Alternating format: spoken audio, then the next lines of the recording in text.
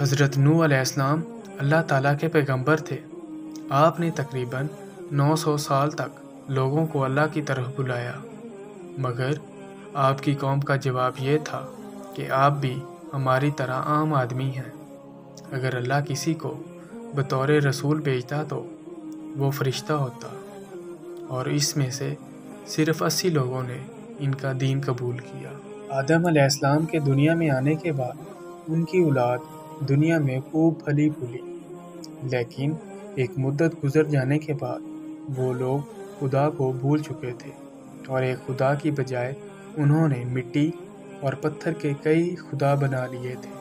نہ صرف ان کی عبادت گاہیں بتوں سے اٹی پڑی تھی، بلکہ ہر گھر میں بت رکھے ہوئے تھے جن کی وہ پوجا کیا کرتے اور ان سے مرادیں مانگا کرتے تھے۔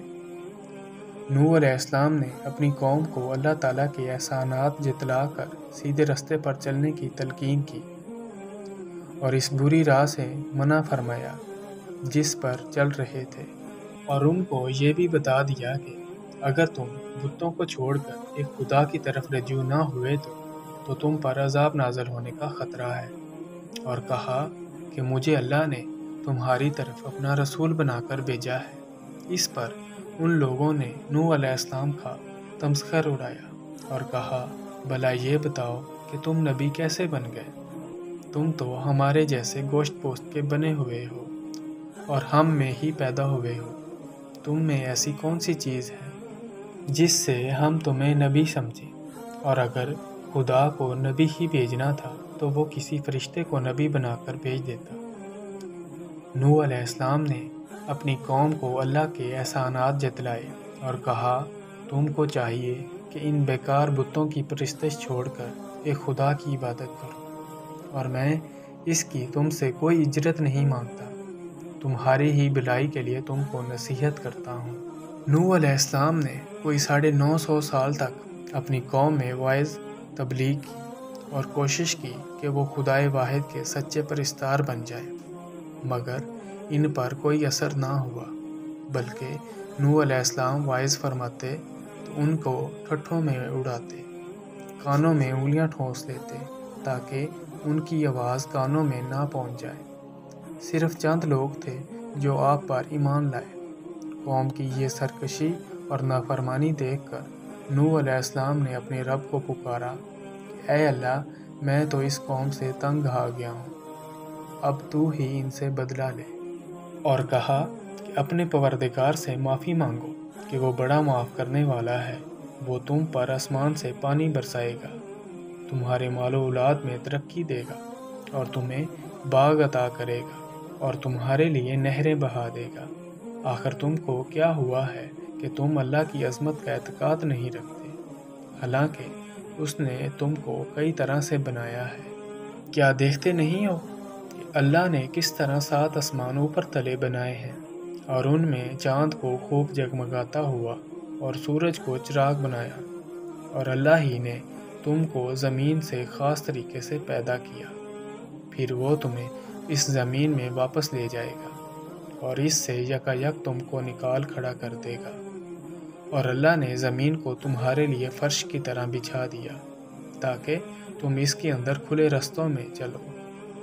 اور نوح علیہ السلام نے دعا کی کہ اے میرے پروردگار، کسی کافر کو روئے زمین پر بسنے والا نہ چھوڑ، اگر تو نے ان کو چھوڑ دیا تو یہ تیرے بندوں کو گمراہ کریں گے، اور ان کی نسل سے جو بھی پیدا ہوگا وہ بھی بدکار اور سخت کافر ہی ہوگا۔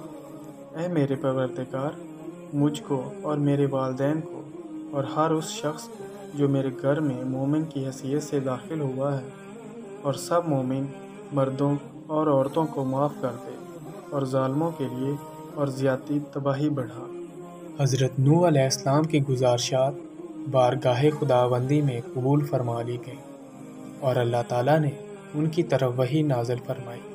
قرآن کریم میں ارشاد ہے، اور نوح علیہ السلام کی طرف وحی کی گئی کہ تمہاری قوم میں جو لوگ ایمان لا چکے ہیں ان کے سوا اب اور کوئی ایمان نہیں لائے گا، تو جو کام یہ کر رہے ہیں ان کی وجہ سے غم نہ کھاؤ، اور ایک کشتی ہمارے حکم سے ہمارے روبرو بناؤ، اور ان کافروں سے متعلق اب کوئی گفتگو ہم سے نہ کرنا، کیونکہ یہ سب لازمی طور پر غرق کر دیے جائیں گے۔ ابن کثیر نے لکھا کہ بعض بزرگوں کے مطابق اللہ تعالیٰ نے حضرت نوح علیہ السلام کو یہ حکم بھی فرمایا کہ فلاں درخت اگاؤ جس سے کشتی بنائی جائے گی، تو حضرت نوح علیہ السلام نے وہ درخت اگایا اور 100 سال تک اس کا انتظار کیا، پھر اس کو کاٹ کر چھیلا، ہموار کیا۔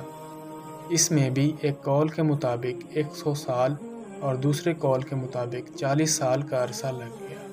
وہ لکڑی ساگوان کی تھی اور دوسرے قول کے مطابق وہ صنوبر کے درخت کی تھی۔ حضرت ابن عباس سے مروی ہے کہ اس کشتی کی لمبائی 1200 گز اور چوڑائی 600 گز تھی۔ ایک اور قول کے مطابق لمبائی 2000 گز اور چوڑائی 100 گز تھی۔ حضرت سوری فرماتے ہیں کہ حضرت نوح علیہ السلام کی کشتی کے اندرونی اور بیرونی حصوں میں تارکول اچھی طرح سے ملنے کا حکم ملا ہوا تھا، اور ہدایت کی گئی تھی کہ کشتی کے سامنے کا حصہ بلندی کو اٹھا ہوا ہو تاکہ وہ پانی کو چیر سکے۔ اس کشتی کی اونچائی 30 گز تھی اور اس میں 3 منزلیں تھیں۔ کشتی کے اوپر ایک ڈھکن تھا جس سے وہ بند کر دی جاتی تھی۔ گویا آج کے زمانے کے مطابق وہ عظیم ابدوز تھی۔ حضرت نوح علیہ السلام کشتی بنانے میں مصروف تھے۔ قوم کے سردار آپ علیہ السلام کے پاس سے گزرتے تو ہنستے، مذاق اڑاتے، یہاں تک کہ کشتی تیار ہو گئی، اور جب عذاب الہی کا وقت آیا تو اللہ تعالیٰ نے حکم دیا کہ ہر قسم کے جانوروں کا ایک جوڑا اس میں رکھ لو، اور جو لوگ ایمان لائے ہیں انہیں بھی سوار کر لو۔ حضرت نوح علیہ السلام نے احکام خداوندی کے مطابق سب کو سوار کر لیا اور عبادت الہی میں مصروف ہو گئے۔ آخرکار طوفان کے آثار ظاہر ہونے لگے اور دیکھتے ہی دیکھتے زمین کے ہر گوشے سے پانی ابلنے لگا۔ آسمان سے قیامت خیز بارش ہر شے کو بہا کر لے جانے کے در پہ تھی۔ گویا قیامت کا منظر تھا۔ کشتی طوفان کی پہاڑ جیسی اونچی لہروں پر تیر رہی تھی۔ حضرت نوح علیہ السلام نے اپنے بیٹے کنعان کو دیکھا جو ایک اونچے مقام پر موجود تھا۔ انہوں نے کہا، اے بیٹے، ہمارے ساتھ کشتی میں سوار ہو جا اور کافروں کے ساتھ نہ رہ۔ اس نے کہا، ابا، میری فکر نہ کرو، میں ابھی اس سب سے اونچے پہاڑ پر چڑھ جاؤں گا اور پانی سے بچ جاؤں گا۔ نوح علیہ السلام نے کہا، آج قہر الہی سے کوئی نہیں بچ سکتا۔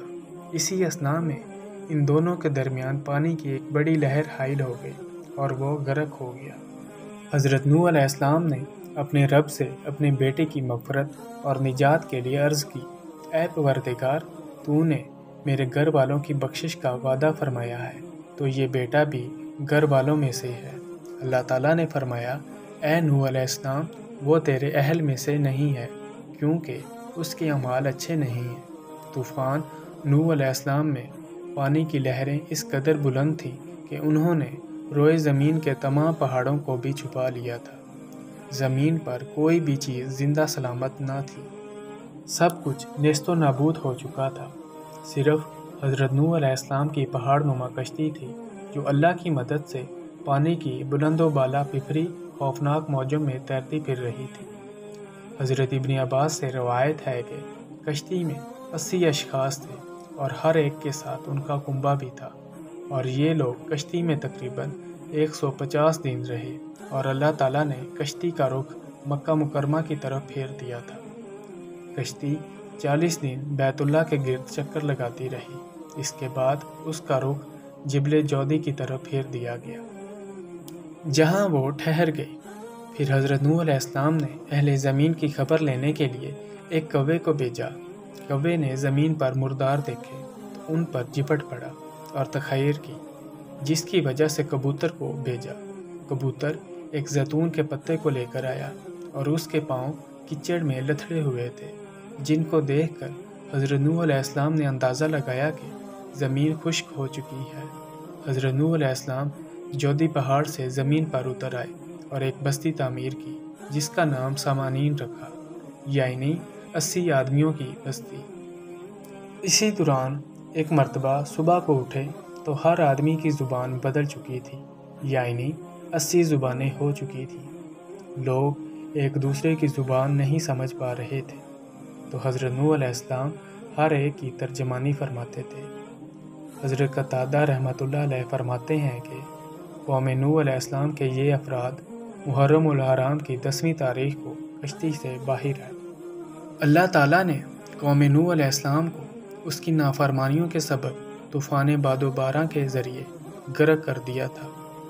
کوئی جاندار شے باقی نہیں بچی۔ کشتی میں موجود افراد اور جانوروں کے سوا ہر چیز نیست و نابود ہو چکی تھی۔ پھر اللہ تعالیٰ کے حکم سے آسمان تھم گیا اور پانی خشک ہو گیا۔ پھر اللہ تعالیٰ نے حکم دیا کہ اے نوح علیہ السلام، ہماری طرف سے سلامتی اور برکتوں کے ساتھ جو تم پر اور تمہارے ساتھ کی جماعتوں پر نازل کی گئی ہیں اتر آؤ۔ چنانچہ حضرت نوح علیہ السلام نے ایک نئی بستی بسا کر دنیا کے کاروبار کو از سر نو جاری و ساری کیا۔ اس لیے آپ علیہ السلام کو آدم ثانی بھی کہا جاتا ہے۔